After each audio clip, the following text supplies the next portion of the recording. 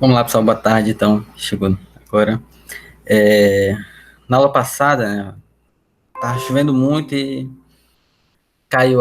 faltou energia aqui em casa no horário da nossa aula, e por isso a aula caiu na metade. Inclusive, eu demorei acho que umas meia hora para descobrir que eu não tava mais falando, que eu tava falando sozinho já, né?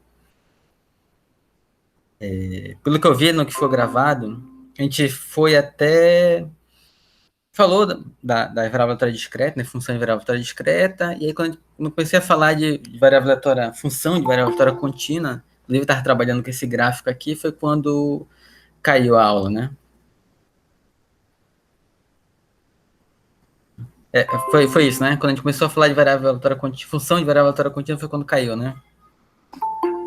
Isso, foi mais ou menos aí, professor. Então, resgatando aquela parte, da mesma forma como ocorre lá em variável aleatória discreta, né? Em que eu tenho para determinados valores do meu y, diferentes valores de x que vem para ele. Então, por exemplo, bem aqui eu tenho esse ponto aqui, onde está marcado aqui y2. Para esse y2, eu tenho três valores de x que levam para esse mesmo valor. Esse x2 linha, x2 duas linhas, x2 três linhas. Então, são três valores de x que levam lá para o y. Exatamente como a gente viu lá em variável discreta. Se a gente pegar aqui o y1, esse y1 já tem só um valor de x que leva lá para aquele y1. A diferença aqui é que no caso discreto, a gente trabalha com intervalo. Né? Lá no caso contínuo, a gente trabalha com intervalo. Lá no caso discreto, eu consigo pensar em ir ponto a ponto dos meus possíveis valores de y ou do meu x e vendo a relação entre eles. Né? Lógico que isso é bem trabalhoso assim, no geral, quando é uma função com muitas possibilidades ou uma função com valores infinitos, né, uma progressão geométrica, por exemplo, a variável geométrica, a variável de Bernoulli, a gente trabalha analisando e achando ali uma função, uma representação matemática para aquilo. A gente não acaba não trabalhando ponto a ponto, senão fica muito custoso, mas também daria. Aqui no caso contínuo, a gente tem uma atenção maior, porque a gente trabalha com intervalos. Né? A gente trabalha perguntando qual é a probabilidade da minha variável aleatória estar entre um A e B. Qual é a probabilidade da minha variável aleatória estar entre um A e B? Esse aqui para o X é a mesma coisa para o Y. Qual é a probabilidade do meu Y estar entre, vou chamar aqui de F e G? Né? Entre esses dois números. Né? O que eu quero? Se for qual a probabilidade do x estar entre A e B, isso eu já sei. A gente admite, aqui nesse momento, que a gente conhece x, conhece como o x se comporta. O que eu não sei é o y. Eu não sei como ele se comporta, eu quero saber qual a probabilidade dele estar entre o f e o g. Mas eu sei que esse meu y, ele é uma função do x. Né? Uma função aqui, g de x. Não, não é esse mesmo g aqui, tá? Só para não confundir aqui. Né? Vou chamar aqui de A, B, C e D, para não confundir. Então, qual a probabilidade do meu y estar entre C e D? Eu não conheço a funcionalidade desse y, mas eu conheço o x e eu conheço a relação do x com y. Então, tem como eu calcular. O que eu tenho que tomar cuidado é que quando eu for achar esses intervalos, eu posso perguntar, por exemplo, qual é a probabilidade desse meu y aí, né? Só substituir aqui, né? Qual a probabilidade desse meu y, dessa minha variável y, tá entre um y1 aqui e um y2, né? São exatamente esses dois aqui marcados aqui, assim. Tem esse y2, tem esse y1 aqui. Então, qual a probabilidade do meu y estar entre esses dois pontos? E aí, para isso, eu vou estar, então, daqui para cá, né? Vou estar daqui para cá. Esse é o intervalo que eu vou trabalhar. Só que nesse intervalo, as coisas não acontecem de forma igual para todo mundo. Esse que é o ponto que eu tenho que observar. Eu vou notar aqui, né, que tem um valor bem aqui, vou até dividir aqui, tem um determinado valor aqui em y, que acima dele, a relação do y com x é 1 para 1. E abaixo dele, a relação do y com x é aquele que cada valor de y vem de 2 locais de x. Né? Então, em outras palavras, assim, se eu pegar, vou pegar aqui um intervalo menor. Se eu pegar, por exemplo, um intervalo, vou aqui, mudar a cor aqui. Intervalo menor, só daqui para cá. Esse intervalo menor daqui para cá, no y, se eu for olhar, né, ele vai me dar,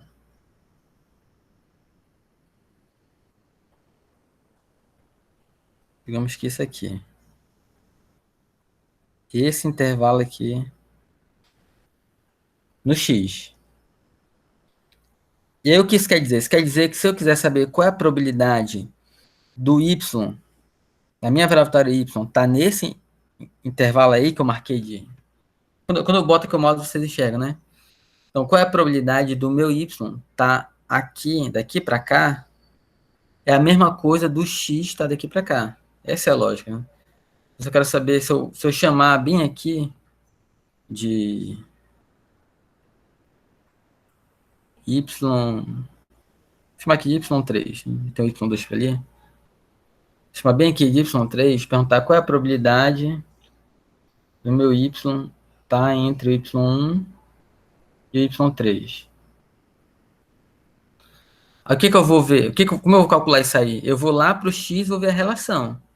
Aí é desse x1 até... Vou chamar também de x3 aqui.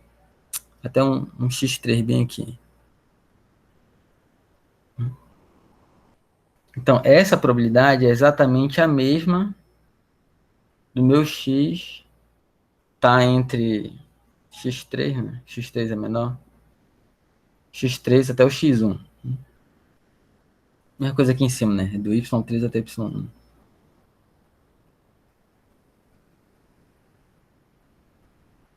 Tá?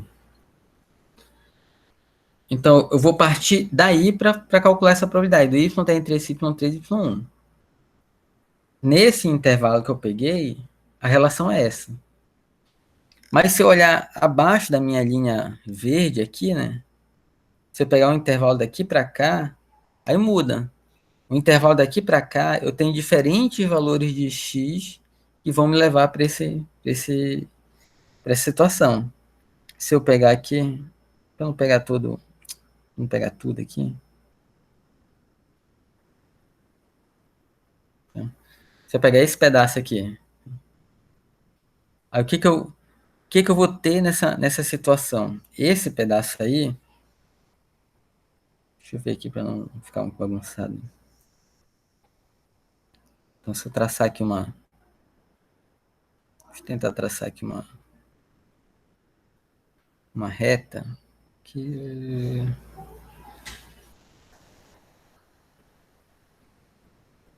então, eu quero pegar esse pedaço aqui. Quando eu olho para a minha função, eu tenho, então, esse intervalo bem aqui.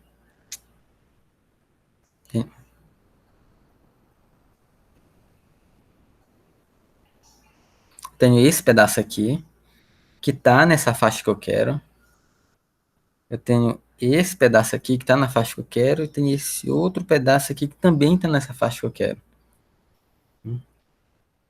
Todas essas três partes estão dentro do intervalo de y que eu passei, que é da linha azul aqui na horizontal até essa linha pontilhada verde. E aí no x eu tenho três partes que se juntam para dar isso aí. Né? Essa parte vem aqui assim. Tem uma parte para cá e tem outra parte para cá. Né? Essas três partes, essa aqui, mais essa, e mais esse pedaço aqui, todos eles caem dentro do mesmo intervalo de y que eu quero. Então, quando eu pergunto qual é a probabilidade do meu y está entre y3 e y1. Só um momento, pessoal. Vou pedir.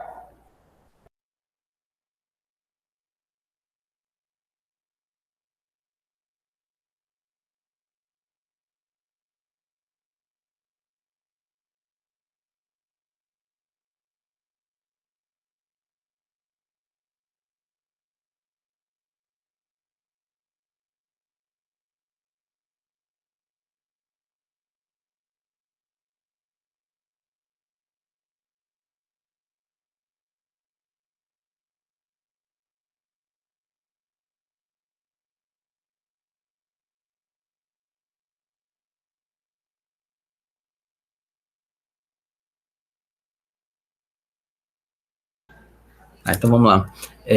Então, quando eu quero calcular essa probabilidade da minha variável vetorial y está entre y3 e y1, eu vou ter agora nessa situação 3 intervalos diferentes lá no x. Eu tenho o primeiro intervalo. Então, porque o primeiro intervalo. O que está acontecendo aqui? O primeiro intervalo, que é o meu x do x2 até o zero, que é esse pedaço aqui. X2 linha, né? Até o zero.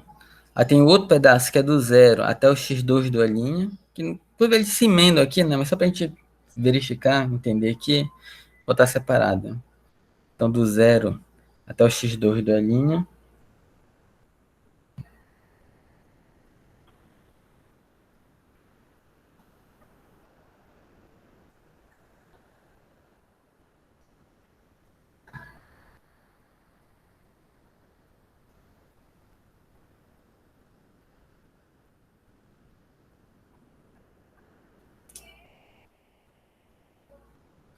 Eu tenho outro pedaço que é aqui do x2, 3 linhas, até esse aqui que nem deu nome, né? Vou chamar aqui de x2. Vou botar aqui chamar só de x, né? Faz a probabilidade. Tá entre x2, 2 linhas. Ou 3 linhas, né?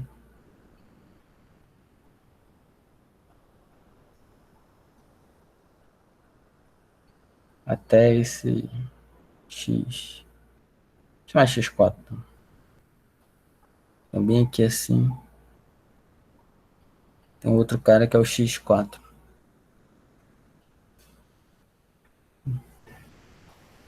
Então, a probabilidade nessa situação do y está entre y3 e y1, eu tenho agora 3 intervalos diferentes para calcular. A primeira situação daqui para cá, só tem um intervalo de x lá para incluir, e daqui para baixo eu tenho 3 intervalos de y para incluir, de x para incluir. Então, assim, é isso que a gente tem que estar sempre notando, percebendo quando for trabalhar com função de variável aleatória. Até que de onde para onde as coisas vão mudando. Porque lembrando que aqui na variável aleatória contínua, eu calcular essa minha probabilidade aqui do y está entre y3 e y1, vai ser uma integral lá em cima da minha função densidade. Ou se eu vier aqui para o x do x3 até x1, também vai ser uma integral lá em cima da densidade do x. E a mesma coisa aqui para baixo. Só que quando eu for calcular essas integrais, eu tenho que acertar muito bem da onde para onde elas vão. Então, meu y é do y3 a y1. Aí eu vou verificar pela minha função, que é a mesma coisa que eu fazer de x3 para x1. Aí verifico quais são esses valores de x3 até x1. Quando eu vier para cá a parte de baixo, eu vou ver, então, que na verdade são 3 pedaços diferentes, são 3 áreas diferentes. Então, eu tenho que somar essas 3 áreas diferentes, né? Achar cada uma delas e somar.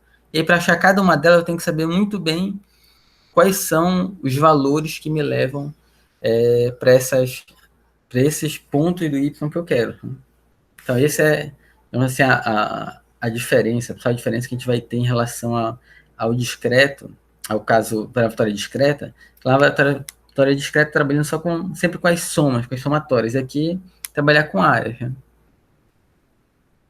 Outro ponto importante, quando a gente está na variável aleatória discreta, a gente sai direto para encontrar a relação entre as duas variáveis aleatórias, a gente sai direto pela própria função densidade ou função massa, né? Então, eu vou lá e coloco probabilidade do meu x igual a um determinado valor. Não sei o que está acontecendo isso toda hora. Essa aqui é meu caso no discreto. E isso eu conheço, eu posso calcular. No caso contínuo, a gente não calcula assim, né? Mas no discreto eu posso. Então, se eu perguntar qual é a probabilidade do y igual a um determinado valor, eu também vou ter uma possibilidade de ter probabilidade aqui. Eu posso, no caso discreto, também calcular. Se meu x é discreto, a minha variável y também vai ser discreta.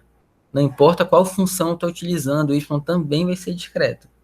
Como esse y também vai ser discreto, eu também vou poder calcular essa igualdade. E aí a gente trabalha fazendo aquilo que a gente falou na aula passada, né? Eu pego o meu y e substituo. Quem é y? Ah, o y é x ao quadrado mais 2. Enfim, eu coloco qual é a função. E depois isolo o x e pronto.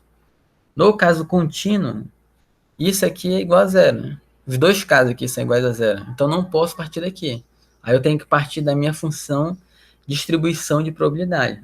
Então, no caso contínuo, para eu fazer a relação entre as duas variáveis aleatórias, a gente parte da função de distribuição de probabilidade. Né?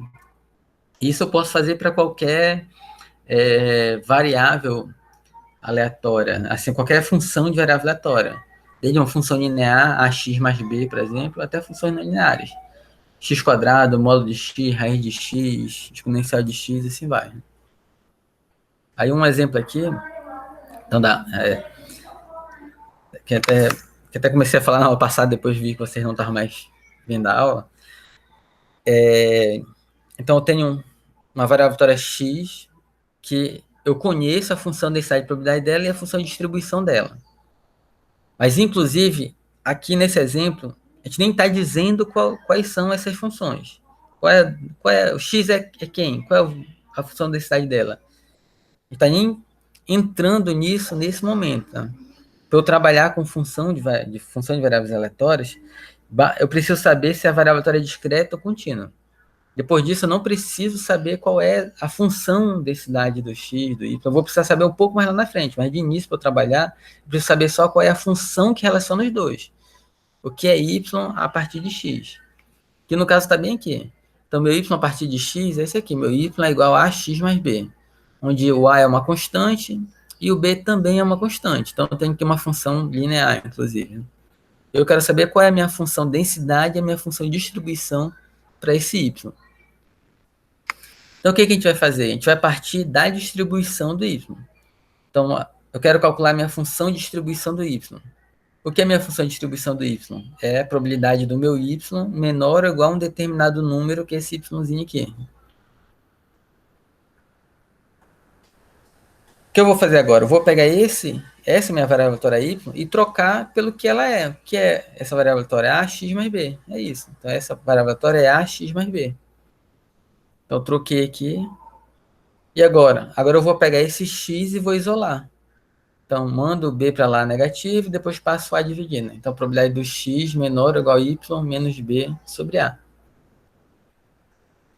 Isso aqui é a minha própria função de distribuição de probabilidade do x. Né? Qual é a probabilidade do x menor ou igual a esse número aqui? Y menos b sobre a. Né? O y, esse yzinho aqui é um número, é uma constante. Esse b é uma constante. Esse a é uma constante. Então, isso tudo é um número, é uma constante. Então, isso aqui é a própria função de distribuição do y, do x, só que y menos b sobre a. Então, toda vez que eu perguntar qual é a probabilidade do y menor ou igual a um determinado valor, eu vou lá na distribuição do x e calculo a distribuição do x para esse valor y menos b sobre a. Então, essa é a relação dos dois, é assim que eu faço. E aí, se eu conheço essa minha distribuição do x, eu posso pegar isso aqui e substituir, né? Montar mesmo as regrinhas todas. Mas isso aqui é suficiente para eu saber para qualquer variável aleatória x, qualquer que seja sua distribuição contínua, eu sei agora o que vai ser o y, a distribuição do y, se a função for essa aqui, né? ax mais b, para valores de a e b. Achei a minha distribuição. Agora eu quero o quê? Eu quero a minha densidade. A minha densidade, o que ela é? Ela é a derivada da minha distribuição, né? Então, lembra que a minha distribuição, o que eu faço? Eu pego a minha densidade e acumulo tudo, né? E a gente faz aquela integral lá. Então, a minha densidade, ela vai ser o contrário, ela vai ser a distribuição do x. Então, bora pegar essa distribuição e derivar. Então, deriva a minha função, a derivada da função distribuição é a densidade, só que aqui dentro da função eu tenho y menos b sobre a, né? Então, é uma outra função, né? Lembra aquela regra lá de derivada? Então, eu vou aplicar a regra da cadeia. É a derivada da função de fora vezes a derivada do que está dentro, né? Aí a derivada do que está dentro sobra 1 sobre a, né? O y é a minha... o b é uma constante, vai zerar, o y é a variável que eu estou trabalhando, a derivada dela está 1, fica só o a aqui embaixo. Então, essa é a minha função densidade de probabilidade para o y. Então, eu pego a densidade do x, multiplico tudo por 1 sobre a, e toda vez que eu for olhar um valor para y, eu vou olhar lá na função do x, só que eu coloco y menos b sobre a. Né? Então, aqui é a minha função densidade do y. Com uma observação, aqui eu estou trabalhando, né? O que a gente fez bem aqui, eu tinha minha função, peguei meu y, troquei pela minha função e depois isolei o x. Quando eu isolei esse x aqui, eu passei o a para cá dividindo, ele veio dividindo e manteve o sinal aqui exatamente porque eu estou considerando que esse meu a ele é positivo. Se esse meu a fosse negativo, e esse sinal aqui teria que inverter, né? Ele ia ficar x maior ou igual ao que aparece aqui desse lado. Então, quando o meu a for negativo, aí eu tenho que considerar esse aspecto aí.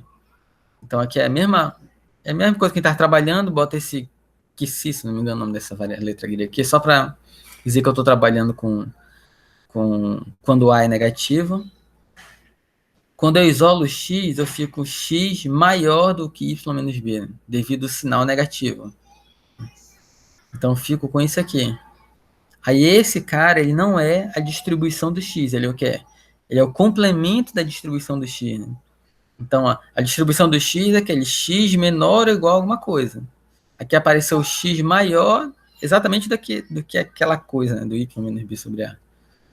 Então, é a parte complementar. Então, essa probabilidade aqui eu vou substituir por 1 menos a distribuição no x. Né? Então, achei a distribuição para o caso do meu a negativo. Faço a derivada para achar a densidade. A derivada desse 1 aqui vai dar 0, uma constante. A derivada da função é a densidade. Aplico também a regra da cadeia, fico menos 1 sobre a. Né? Lembrando que esse meu a ele é negativo.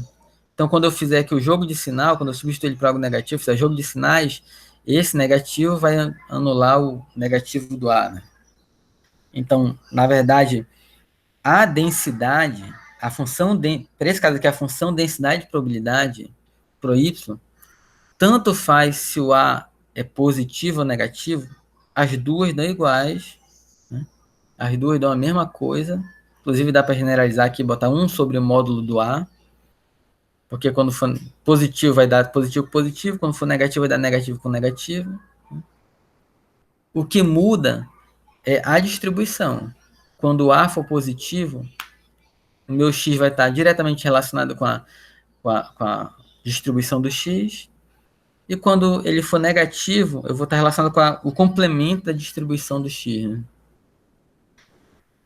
Né? Que é o que, de certa forma, faz sentido se eu pensar, né, que esse negativo, esse meu a aqui, se eu botar ele negativo, eu estou rotacionando aqui a minha função. Né? Se a gente lembrar lá de funções, estudei lá em cálculo 1, que negócio de mexer com funções e deslocar, fazer rotações. Se eu botar esse a negativo, a minha função, eu vou estar rotacionando ela. Então, como eu quero menor ou igual a alguma coisa, se eu rotacionar, esse ponto, o que eu queria de menor daquele ponto, ele vai passar a ser maior daquele ponto, né? Então, é exatamente o que ocorre aqui. Quando eu boto negativo, eu rotaciono a função, e aí, em vez de eu olhar daquele valor para baixo, eu vou olhar daquele valor para cima. Ok, entenderam essa ideia aqui? Ainda estão aí ou caiu minha conexão de novo? Por aqui, Tá, professor. beleza, aí, beleza. Tá.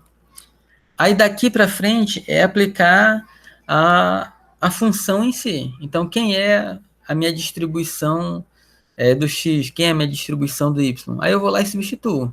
Então, vejo qual é a função e substituo aqui para substituir. Né? No livro tem um exemplo mais... Um exemplo completo, digamos assim. Deixa eu pegar aqui.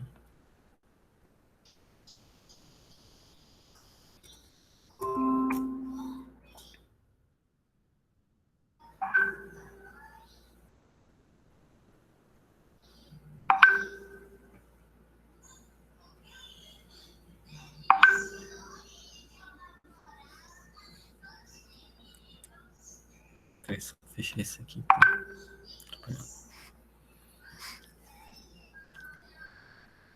Tá, então esse exemplo aqui. Então tem uma variável aleatória uniforme entre 0 e 1, né, que é x. E eu peguei agora um y, que é exponencial desse x.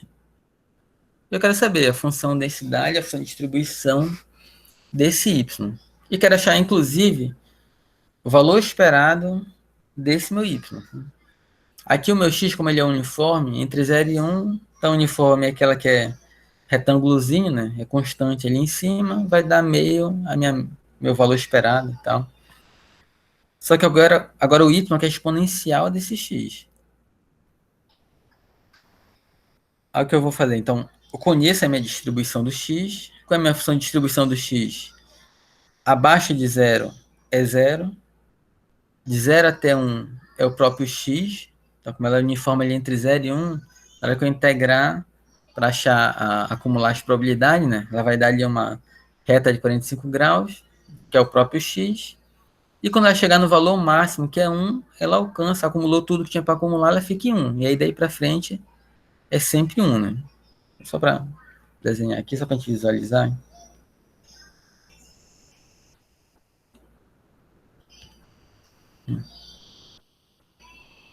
Então, a densidade seria aquela função aqui, do 0 até 1, onde ela é constante aqui no valor 1, e vai ter exatamente a área 1, e esse retângulo aqui, né?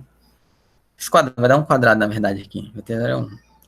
Essa é a minha densidade. Se eu for pegar a minha distribuição é aquela que vai acumulando, vai integrando essa área aí, né? Então, abaixo do 0 não tem nada para ela integrar, então ela é 0 daqui para baixo, né? Quando chega no 0, ela começa a crescer até alcançar o valor máximo dela em 1, que é exatamente a probabilidade de 1, né? Daqui para frente é sempre 1. Então, essa é a minha função de distribuição de probabilidade para a minha variável uniforme.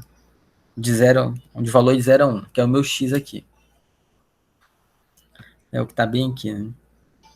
O que eu quero agora? Eu quero o meu y, onde esse meu y é a exponencial desse meu x. Então, eu executo o experimento aleatório, sai um valor aleatório lá entre 0 e 1, uniformemente distribuído nesse intervalo.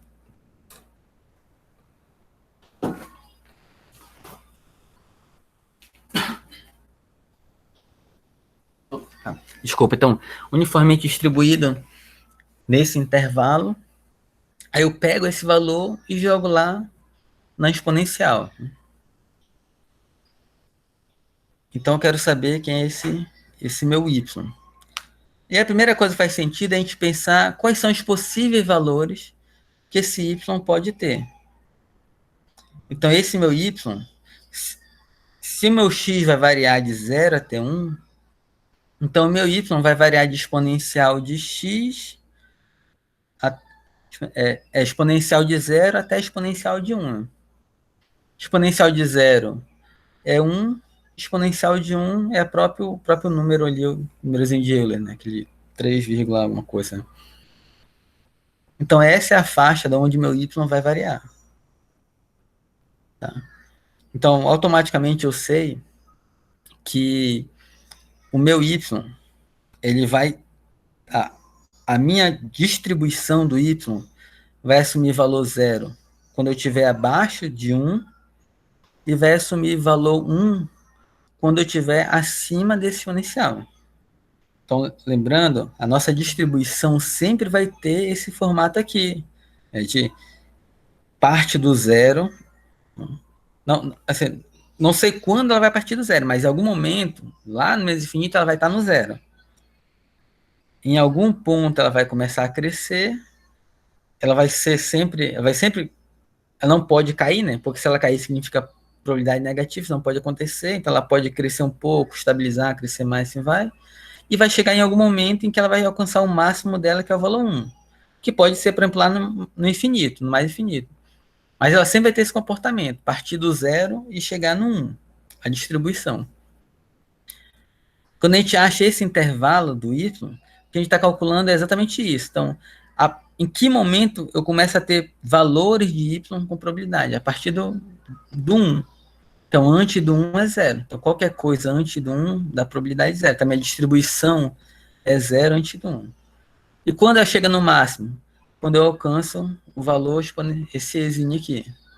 Então, sempre que eu estiver acima desse exinho ou nele, probabilidade 1, minha distribuição é 1. Então, digamos que eu já tenho as pontas lá do meu gráfico. O que eu preciso agora? Esse meio, do 1 até o exponencial. Nesse caso aqui,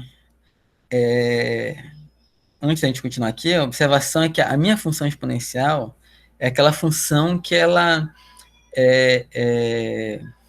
digamos que ela não dá aquelas voltas parecido com aquele outro gráfico que a gente tinha agora há pouco, né? Parecido com esse aqui, ela não dá essas voltas, né? Minha função exponencial, aquela que o gráfico dela faz assim, né? Aí, em cima do desenho tá bem ruim, né? Mas vai bem aqui, vai alcançar valor 1 no zero, que é exatamente o que a gente falou agora há pouco, né? E aqui no 1, ela vai alcançar o valor que é aquele exinho lá, né?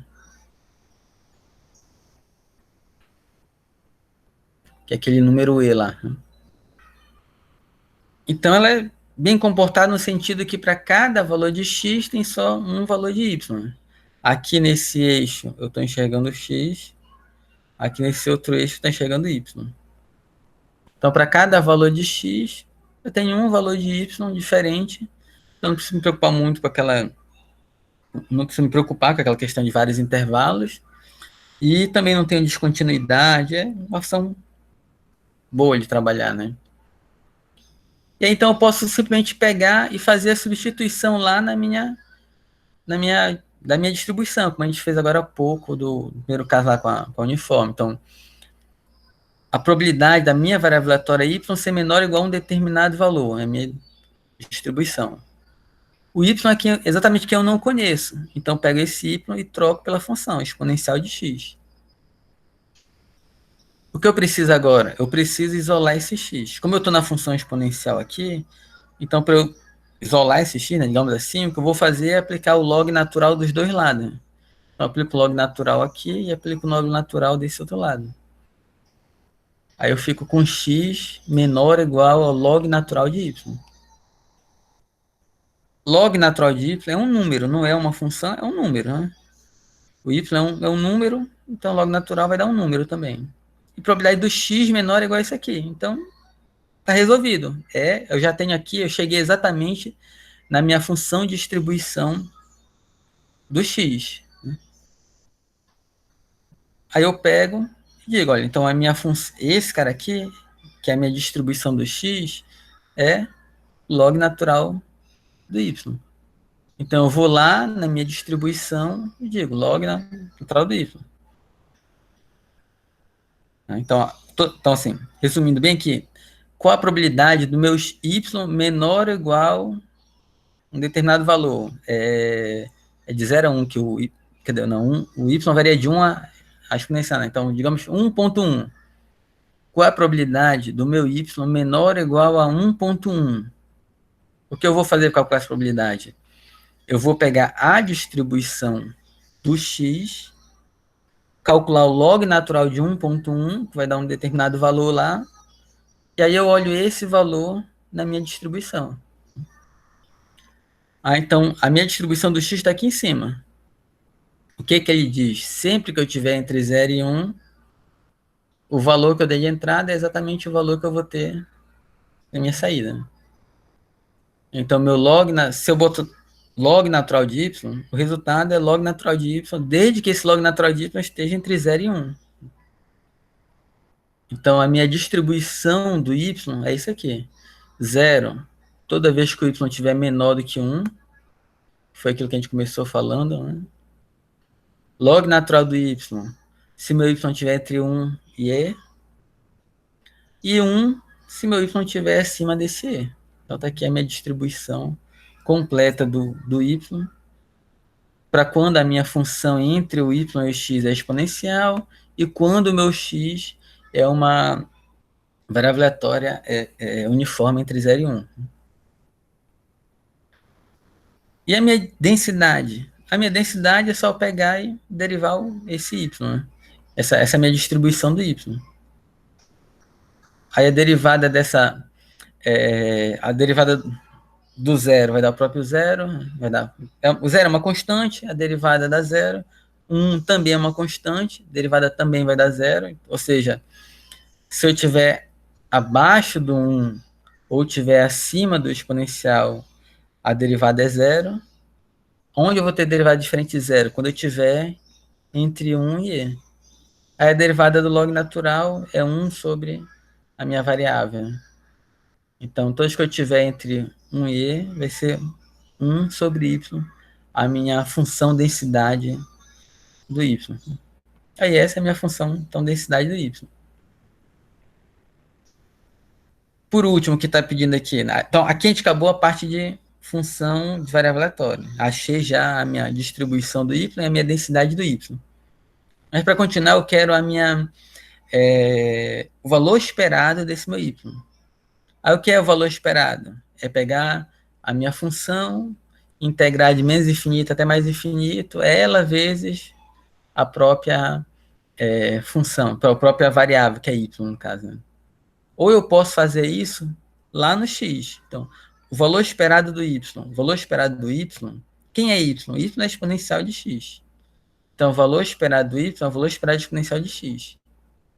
Aí, o que a gente começou na aula retrasada, né? Eu pego exatamente o meu operador, valor esperado, que é menos infinito, mais infinito, do que está aqui dentro, vezes a função densidade de x. Só que como aqui está exponencial de x, então aqui vem exponencial de x. Essa é a minha função exponencial de x aqui que eu estou trabalhando, ela só existe para valores de 0 até 1. O meu x, né, só tem para valores de 0 até 1.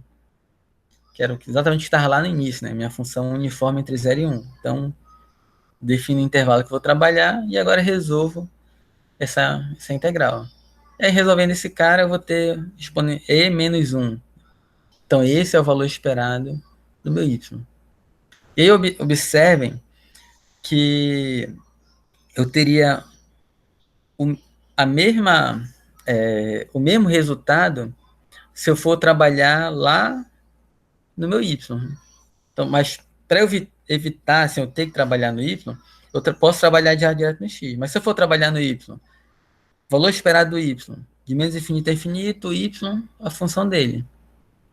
O y, né, aqui eu estou trabalhando com y. O y, ele varia de 1 até o e. A minha variável é o y e a minha função 1 sobre y.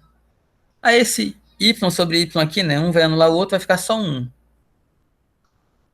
Aí essa primitiva aqui, né, vai dar o próprio y, que eu vou substituir pelo e e depois substituir pelo 1.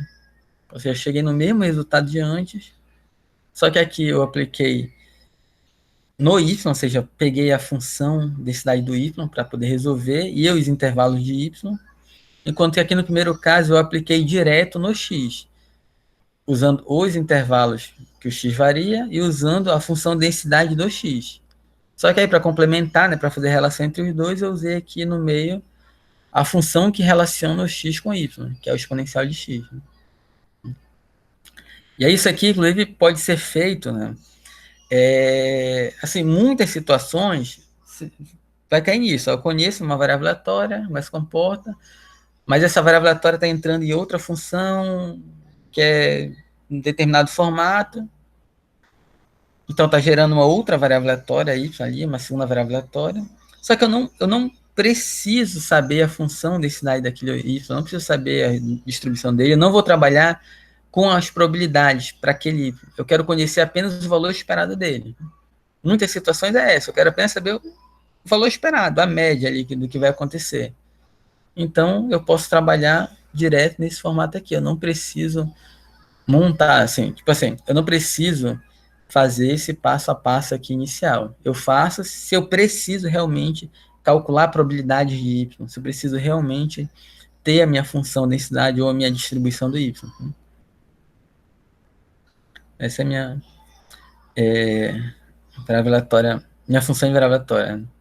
Outra situação, o próximo exemplo aqui, é quando a gente trabalha com aquilo em que eu tenho agora mais de um valor de x que me leva para o mesmo de y.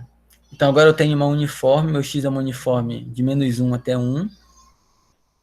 Então, tem exatamente aquele formato aqui do quadrado, só que agora eu estou indo de menos 1 até 1, né? Então, o zero agora, nesse caso, tá bem que não... Vou fazer assim.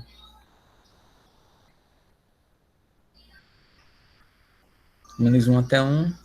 E, lógico, o valor aqui, para dar área 1 certinho.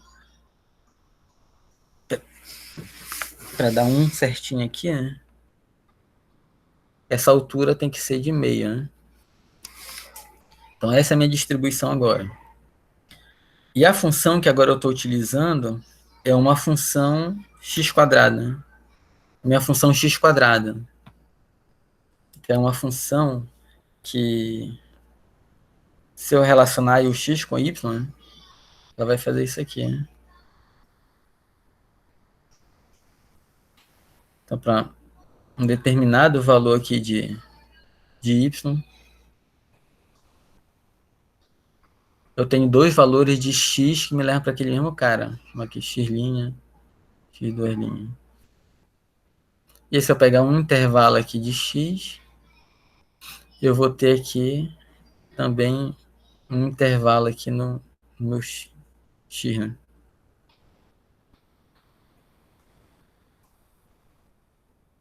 Então aqui, mesma ideia, bora sair, primeiro pensar na imagem, né, do y. Então o meu x, ele varia de menos 1 até 1.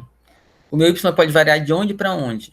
Então se eu pegar o menos 1 e jogar no x² vai dar 1, e se eu botar um 1 no x² também vai dar 1. Então os dois vão para o mesmo valor, que é inclusive meu valor máximo.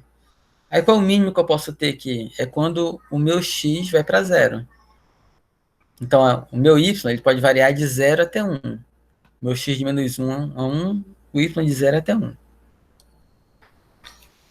Então, valores para y abaixo de 0, a distribuição é 0. Valores de y acima de 1, a distribuição é 1. Já sei isso aqui, né? Que é essa primeira linha aqui e essa última linha bem aqui. Eu tenho que achar agora o meio, né? Entre o 0 e 1, que é exatamente o que é o mais importante para mim. Então, eu saio pela distribuição. A distribuição do y é a probabilidade da minha variável aleatória y menor ou igual a um número que eu estou chamando de y aqui. Quem é y? Y é x². E agora eu vou isolar esse meu x aqui. Então, para isolar esse x aqui, o que eu vou ver é que, assim, não vou chamar jogar o quadrado para cá, né? Mas eu sei que o x², o x aqui eu vou alcançar com o meu y mais ou menos, né? Então, mais ou menos y. Como eu estou pegando valores abaixo desse y, então significa que eu vou estar nesse intervalo de menos y, de menos raiz de y até raiz de y. Então, quando eu faço essa troca, aí aqui é que é o momento onde eu preciso ter uma boa atenção para não confundir as coisas, né? Quando eu faço essa troca aqui, eu identifico que eu estou num determinado intervalo aqui. Na verdade, esse intervalo aqui são dois intervalos que eles têm um ponto em comum, e por isso que fica só um intervalo, né? Na verdade, assim, se eu olhar para cá, para o meu gráfico aqui, eu pegar esse gráfico aqui de volta, eu estou perguntando o seguinte: qual é a probabilidade de eu estar abaixo de um determinado valor aqui? Do yzinho bem aqui. Então, qual é a probabilidade de eu estar abaixo desse y? Ou seja, qual é a probabilidade de qualquer coisa até aqui no zero? Aí esse meu x, ele é o quê? Ele é mais ou menos raiz de y. Né? Então, eu tenho, quando eu trocar lá o meu x, essa que é a ideia. Eu vou ter o meu x, uma parte que é menor, que é o pelo menos raiz de y. Esse é um intervalo. Né? O outro intervalo é o meu x, que é menor pelo menos raiz de y. Ah, mas aí esse menor aqui, aí exatamente a gente inverte, né, o sinal aqui. Então ele é maior, x maior do que o... Aliás, assim, bem aqui, né, o menos x maior que esse y. Né?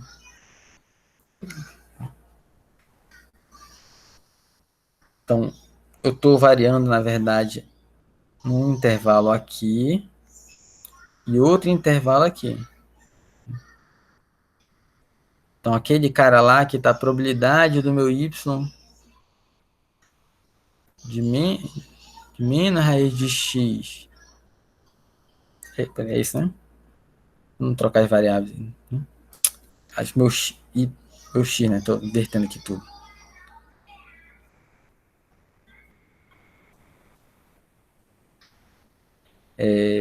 Menos raiz de y. Né? Até raiz de mais y, até mais raiz de y. Na verdade, esse cara aqui, ele é composto por dois intervalos. É um intervalo que é x maior ou igual a menos raiz de y. Deixa eu apertar aqui. Menos raiz de y até zero.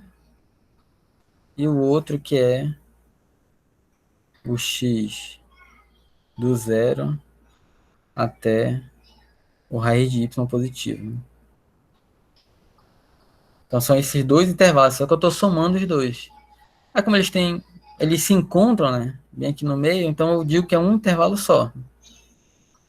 Mas o que eu estou fazendo realmente são dois, né? Tem um intervalo para cá e tem outro intervalo para cá. É aquilo que a gente começou falando lá no início. Eu vou definir um intervalo aqui no y. Então, quando eu defino esse intervalo no y, eu vou ver que ele me dá dois intervalos no x, né? Então, como ele me dá dois intervalos no x, eu tenho que juntar esses dois. Aqui, no caso desse y quadrado, do x quadrado, y igual a x quadrado, exatamente por ser y igual a x quadrado, ele toca aqui no eixo zero, aqui no zero, né? Exatamente por ser assim, eu acabo enxergando lá um único intervalo final, que é esse aqui, né? O meu x de menos raiz de y até mais raiz de y, né? Então, assim, até deixa também cuidado com isso, entendo muito bem o que está acontecendo aqui. Eu tenho uma função, onde na parte que eu estou analisando, eu tenho, para cada valor de y, tem dois valores de x. Então, para cada intervalo de x, eu vou ter dois intervalos, para cada valor de y, intervalo em y, eu vou ter dois intervalos em x que eu tenho que somar. Nesse caso aqui, a soma dos dois resulta nesse intervalo grande aqui. Então, essa é a minha probabilidade. E aí, o que eu faço? Eu vou lá no x e calculo essa probabilidade aqui. Então, lá no meu x, eu vou pegar a minha função, integrar desse menos raiz de y até esse raiz de y e resolver a integral. Que aqui nesse caso eu nem preciso integrar, né? Porque eu estou calculando, eu estou fazendo a função uniforme, né? Como eu estou fazendo a função uniforme, a gente pode usar a geometria mais básica, né? Então, eu quero a área de menos raiz de y até mais raiz de y. E aqui em cima a altura é meio. Então, eu quero essa área aqui. Então, toda vez que eu perguntar qual é a probabilidade do y menor do que um determinado valor, para esse caso aqui, uma uniforme entre menos 1 e 1, o x, o y é a raiz quadrada do x. Então, para esse caso, acho que eu perguntar qual a probabilidade da minha variável y ser menor do que um determinado valor, desde que esse valor esteja entre 0 e 1, né, eu vou pegar e vou estar calculando essa área bem aqui, lá na uniforme, de menos raiz de y até raiz de y. Aí essa área é a distância dos dois, né? Vezes meio, né? Então isso que está aqui. A distância dos dois vezes meio. Que vai dar exatamente o raiz de y. Né? Então a distribuição do y, nesse caso, é raiz de y. E a minha... Aí o que a gente botou, é o que está bem aqui, né? Então, 0 para quando o y é menor que 0, raiz de y para quando o y estiver entre 0 e 1 quando for maior do que 1. E a densidade? Aí deriva esse cara. Abaixo de 0 é uma constante, então é 0 a derivada. Acima de 1 também é uma constante, também é 0 a derivada. Só tem valores que não são constantes de 0 até 1, né? Aí de 0 até 1, a derivada da raiz de y. A derivada da raiz de y é 1 sobre 2 raiz de y. Então, 1 sobre 2 raiz de y é a minha densidade entre 0 e 1, e 0 outros casos. Entendido aqui?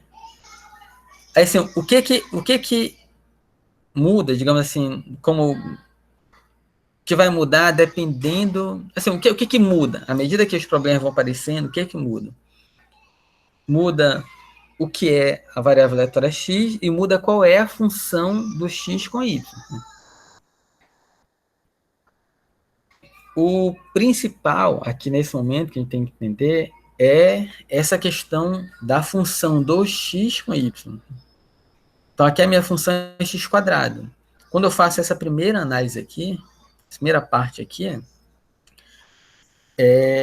na verdade, até aqui, até eu chegar nessa parte aqui, eu não penso em qual é o x, eu penso só no y aqui. Eu vou pensar em qual é o x, qual é a função dele, pensar na imagem em si, quando eu preciso montar realmente a minha função. Então, toda vez que eu tiver uma determinada função de variável aleatória, o que eu já, digamos assim, estudei para uma determinada função, se eu estou usando a mesma função, quando eu mudo a variável aleatória inicial, eu posso aproveitar muito do que eu já estudei. Então, assim, basicamente, assim, a gente está estudando aqui x ao quadrado. Para uniforme de menos 1 é 1. Mudou. Agora não é mais uma uniforme de menos 1, é outra função. Boa parte do que a gente está vendo aqui vai aplicar. Eu vou desenvolver de forma bem parecida. E é por isso que a gente estuda um conjunto de funções bem definidas, digamos assim. São funções, são essas que estavam aqui no início, são funções que, em geral, são utilizadas. Função linear, função x quadrada, módulo, raiz de x. Então, essas funções aqui são funções que tipicamente qualquer livro de probabilidade estatística vai ter, né? O processo estocástico que trata de função de variável aleatória vai ter, porque são base para várias outras funções. E essas outras funções, dependendo do que mudou, eu aproveito muito do que já tem, né? Então, aqui nesse slide, que é aquele que está lá no... Eu passei para vocês que está como material antigo, né, assim, ele por exemplo, só trata da função x², só a parte inicial dela, né? Aqui eu tenho outras funções, deixa eu pegar uma aqui. Tá, mas o que eu queria passar é para cá. Então, assim, o processo vai ser sempre semelhante a esses dois exemplos que eu passei para vocês, né? E a gente pode montar uma forma de analisar, que é a seguinte. Eu sempre vou estar trabalhando com intervalos, né? E sempre um determinado intervalo no y vai dar intervalos lá no x. Assim, se eu estiver fora da minha faixa de valores possível, vai dar fora da faixa de valores possível no x, né? Mas assim, a ideia é encontrar intervalos. Eu vou achar esses intervalos para variações muito pequenas do y.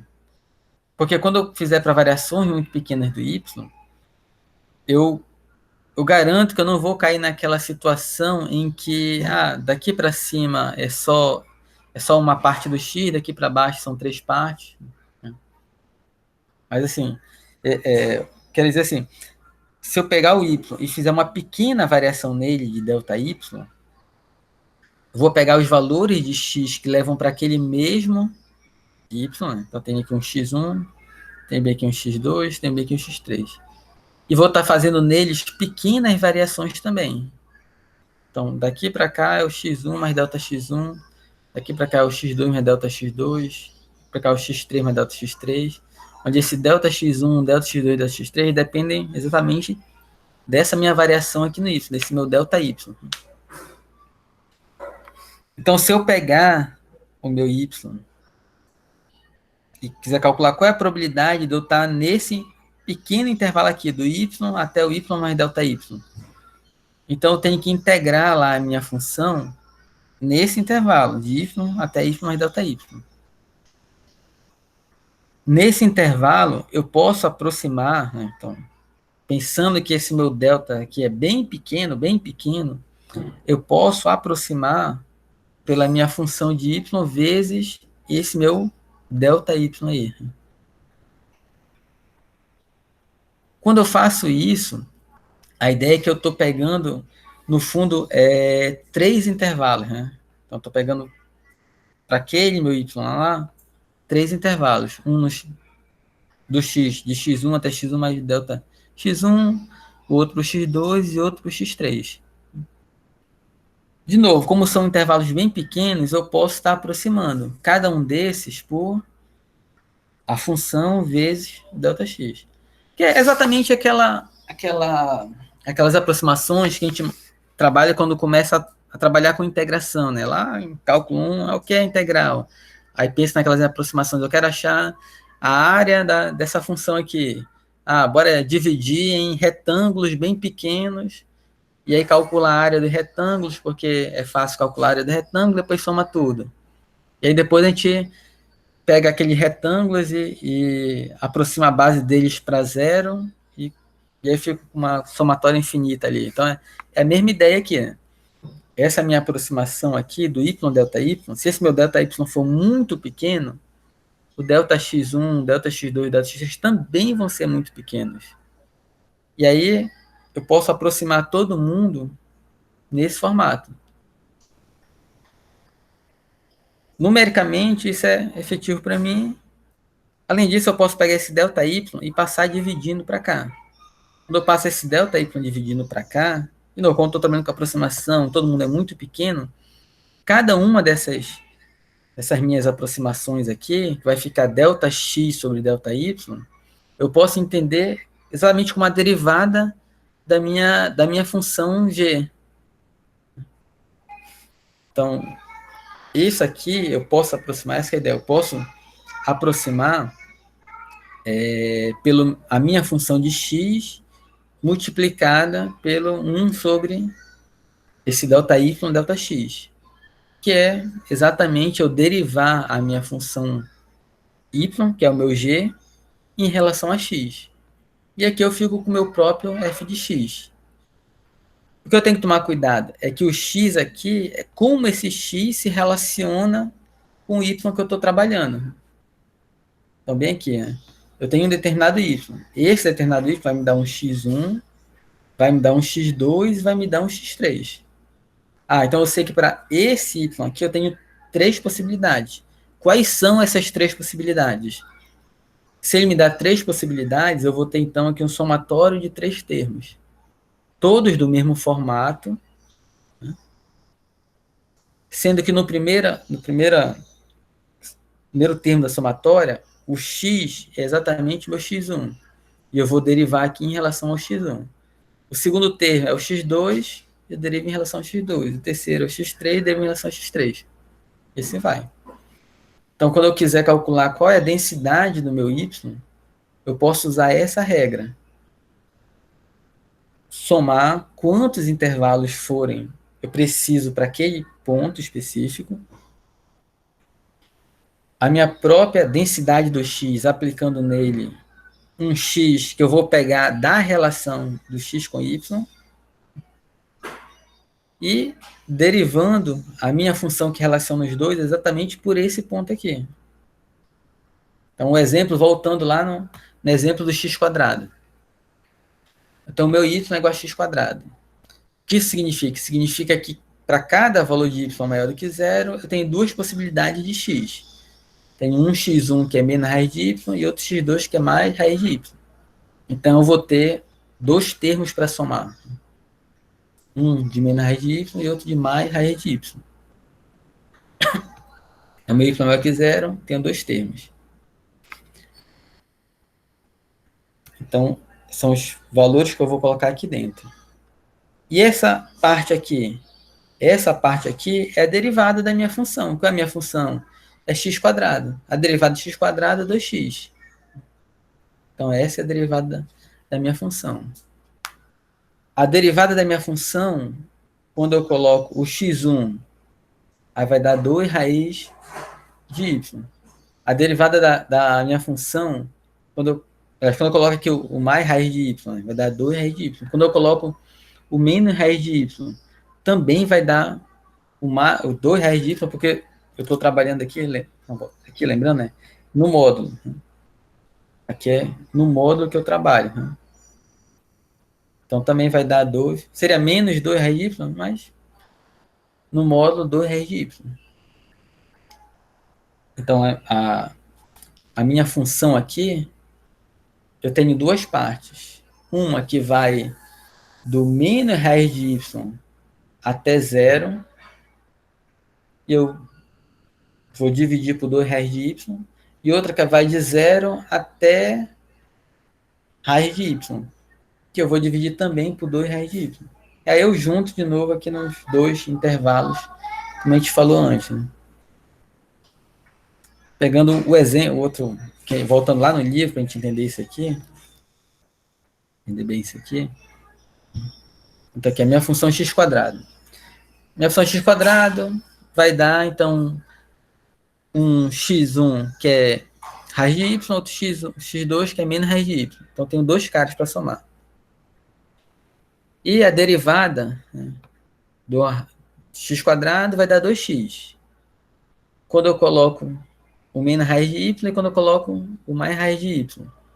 Vai dar 2 raiz de y ou menos 2 raiz de y, mas como é no módulo, aparecem os 2. Lembrando que a gente está calculando direto lá a minha densidade, né? Então, eu tenho 2 intervalos. Eu estou somando 2 caras do meu intervalo. Como eu estou somando esses 2 caras do meu intervalo, e eu vou jogar na minha função, quem é a minha função? A minha função é aquela uniforme de menos 1 até 1. Como ela é uniforme de menos 1 até 1, então ela é uma constante lá no valor meio. Então ela é uma constante aqui no valor meio. Então, a minha função é meio. Quando eu coloco x1, continua meio. Quando eu coloco x2, continua meio, porque a função é só constante, então ela vai ser sempre meio. É meio vezes aquela minha derivada do x quadrado, né? Então, meio vezes 1 sobre essa derivada aqui, né? Então, ela daria... Deixa eu ir anotando aqui, porque já está ficando... Acho que já está ficando confuso já, né?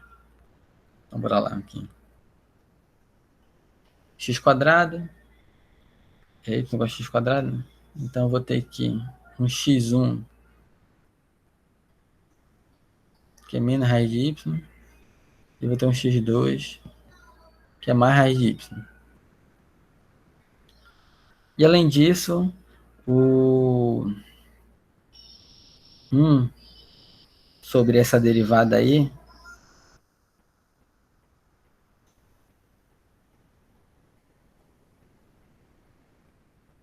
sobre essa derivada aí no módulo, vai dar 1 sobre 2 raiz de y.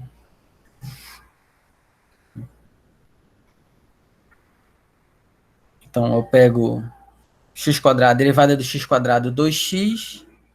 Então, 1 sobre 2x. Quem é x?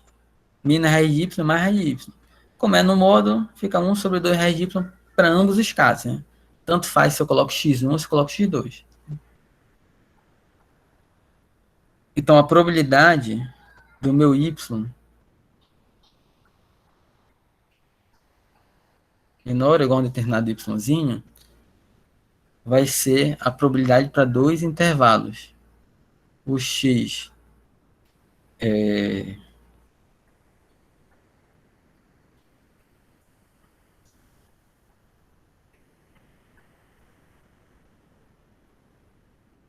o x de menos raiz de y até zero com o meu x do zero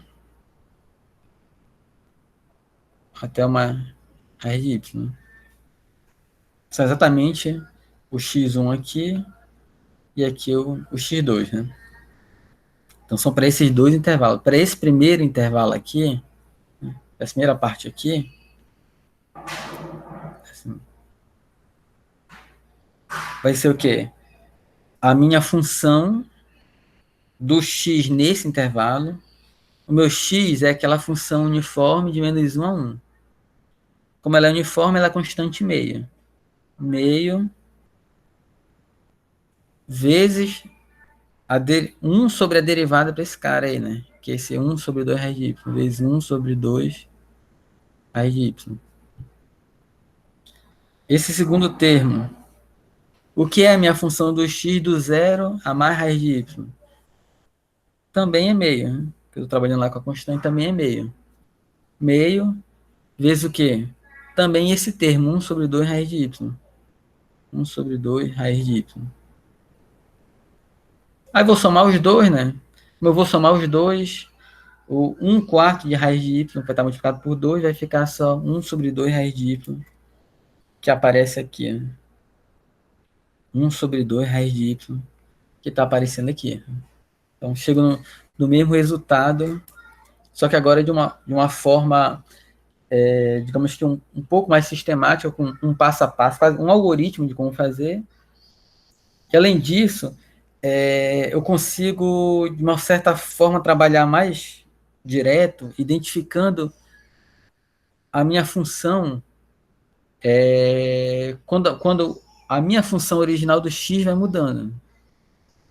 Então, esse termo bem aqui, né, também aqui, ele depende diretamente de qual é a minha função, da minha função de distribuição de probabilidade do y, do x, desculpa.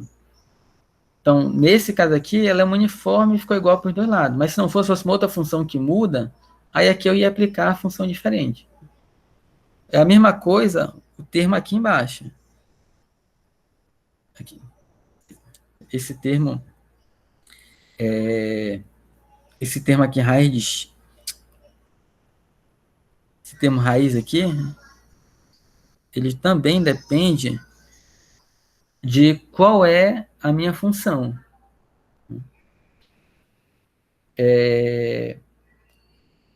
Nesse nosso caso aqui, o que vai mudar, então, se fosse outra função que não fosse a uniforme?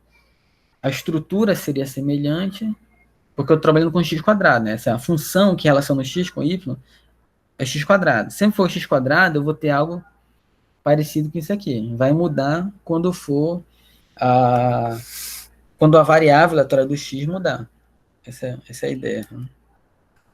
Então tem esse formato também de análise que a gente pode fazer, que é o que está aqui no livro, que chama de método de transformação. Então a minha densidade do y, eu posso achar pela densidade do x dividido pela derivada da função que relaciona o x com y.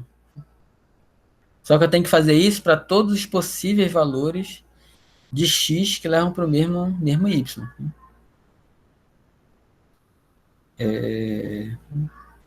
Deixa eu ver aqui. Tá, então, é o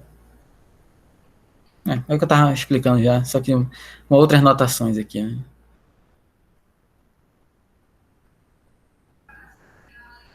Né? E de um modo geral, então aqui o teorema 4.2 é o modo geral. Então, quando eu vou observar a relação entre as duas densidades, então sempre eu vou usar a densidade do x, ela é básica, dividido pela derivada da função dos dois, só que eu vou somar os termos para quantas vezes os valores se repetem. Deixa eu ver se tem um exemplo aqui, que não tem. Deixa eu ver qual é o próximo aqui no livro.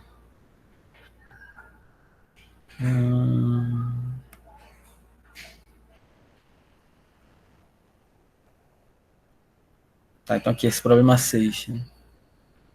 Ele trabalha com seno de x. Então eu estou com uma uniforme de menos 2π até π, o meu x. Então meu x é sempre uniforme de menos 2π a π. Então o meu y vai sempre variar de menos 2π, de seno de menos 2π até seno de π. Só que o que vai acontecer aqui? Vai acontecer que o meu seno, ele gira infinitamente ali, né?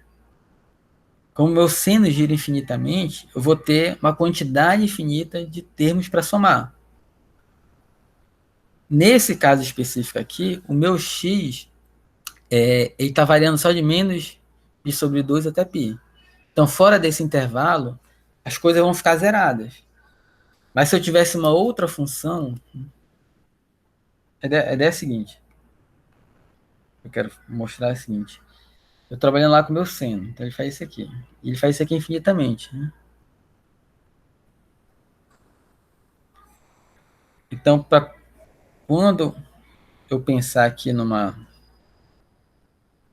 função de x com y, né? Meu y. Toda vez que eu pegar um determinado y aqui, esse y vai vir de uma quantidade infinita de valores de x, né? Tem um valor de x aqui, tem um valor de x aqui, assim vai. Todos eles sempre a uma distância ali de meio ciclo, né? E aí a distância entre eles vai depender da frequência, da função que eu estiver trabalhando, né? Mas vou ter uma quantidade infinita de valores. Então, dependendo da função do meu x, de quais são os possíveis valores que o meu x assume, eu posso ter só um valor para y, ou eu posso ter infinitos valores de x que levam para o mesmo y. Então, se eu disser, olha, a minha variável x assume valores de menos infinito até mais infinito. Então, eu vou ter infinitos valores de x que levam para o mesmo y. Se eu disser, olha, não, o meu x ele só muda, só varia daqui para cá, né? Só nesse intervalo. Então, eu vou ter 1, 2, 3, 4 valores de x que levam para o mesmo y. Aí aquela minha somatória lá vai ser de 4 termos. Então vai ser a minha densidade do x dividido pela derivada do seno, onde tanto na minha densidade quanto na minha derivada eu vou jogar em cada uma das 4 parcelas, eu vou jogar exatamente cada um desses pontos. O primeiro ponto para o x, o segundo ponto, o terceiro, até o quarto ponto para o y. Aqui nesse caso, a gente só tem... aqui nesse caso a gente tem 2 possibilidades. Né? Como eu estou trabalhando de menos π sobre 2 até π, existem 2 valores. Então, o y pode ir de menos 1 até 1. E existem 2 valores de x que levam para o mesmo y. Nesse caso aqui, a gente vai ter que trabalhar trabalhando com função trigonométrica, né?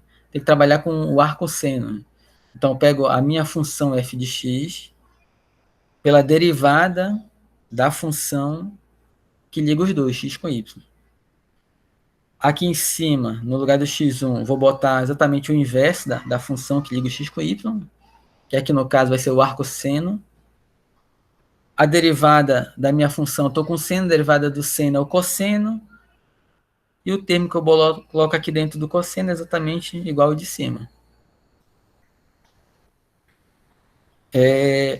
Para esse caso aqui, a gente não vai entrar nesse detalhe, mas organizando essa questão do cosseno, arcosseno, vendo a função, já que ela é uma uniforme de menos π sobre 2 até π, então trabalhando aqui na função, consegue reduzir esse cara para isso aqui, 2 sobre 3π sobre raiz de 1 menos y ao quadrado. Né? Só que aqui não vai entrar em detalhe aqui, depois vocês tentem verificar aqui como é que chega nessa parte, tá? É relações trigonométricas, e é quando a gente tira dúvida, senão a gente passa muito tempo fugindo, digamos assim, e aí quebra o raciocínio. Então, assim, esse termo, eu já achei o que ele é. É 2, 3π sobre 1 menos raiz de y. Isso aqui eu vou aplicar tanto pro menos π sobre 2 quanto pro π, né? Pro termo do π. Então, eu tenho 2 possibilidades aqui na minha função. fx quando é para x1 e para quando é o x2. Para quando é o x1, esse termo que a gente achou aqui em cima. Para quando é o x2, a gente tem o mesmo cara. Né? Assim, a relação que a gente acha trigonométrica depois vai dar a mesma para cá para baixo, para esse outro termo. Tá? Então, para esse cara, eu tenho 2 possibilidades. As 2 possibilidades dão o mesmo valor quando eu resolvo. E aí soma tudo, então a minha densidade do y é essa daqui. Aí essa densidade vai ser para quando o y tiver de menos 1 até 0 e para quando o y tiver de 0 até 1.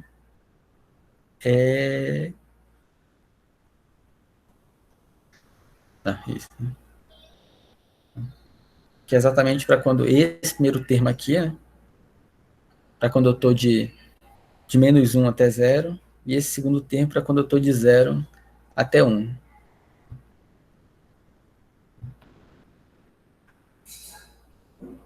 Então, assim, eu peguei a minha função, e para essa minha função, a gente analisou as 2 situações que podem ocorrer. Para quando eu tenho uma parte só com valor, quando eu tenho uma parte com duas possibilidades. E a gente fez isso aplicando a regrinha lá. Olha, então é a função do x dividido pela derivada do x para quantas possibilidades eu tenho. Mas eu tenho que saber identificar essa mudança de intervalos. E é isso exatamente pelo fato de eu estar trabalhando ali com a função trigonométrica. Então, se não fosse de menos π, menos π sobre 2 até π, se fosse em outro intervalo mais amplo, eu poderia ter 4 termos para somar, 5 termos para somar, 10 termos para somar, e assim vai. Né?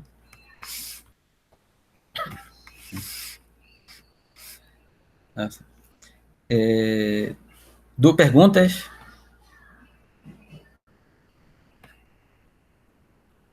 Sem perguntas?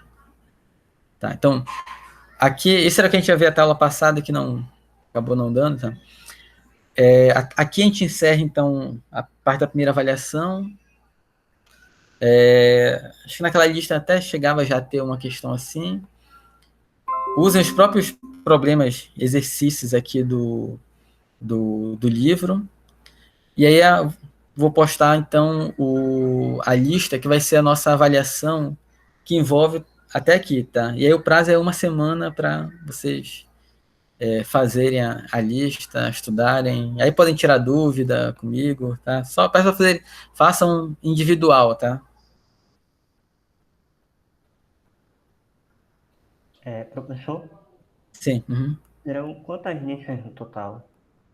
Oi? Serão quantas listas que você vai passar como avaliação? São vão ser 3 listas e mais um trabalho no final, um trabalhinho prático. Você tem ideia mais ou menos de até quando vai a disciplina? Não, a gente vai até fevereiro, início de fevereiro, Em fevereiro, tá ok. tá? Que é o período do ensino remoto emergencial, Certo. tá? Aí a gente faz a parada de final de ano, né, de 20, ali os 15 dias de dezembro, porque eu não vou marcar nada para dia 1º ou dia 25, não, tá?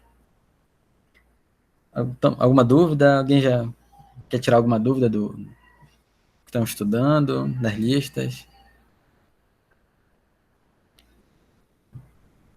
Senão a gente fica por aqui, então, só. E aí, obrigado aí pela atenção e até quarta-feira, então. Beleza. Mas, Professor, opa.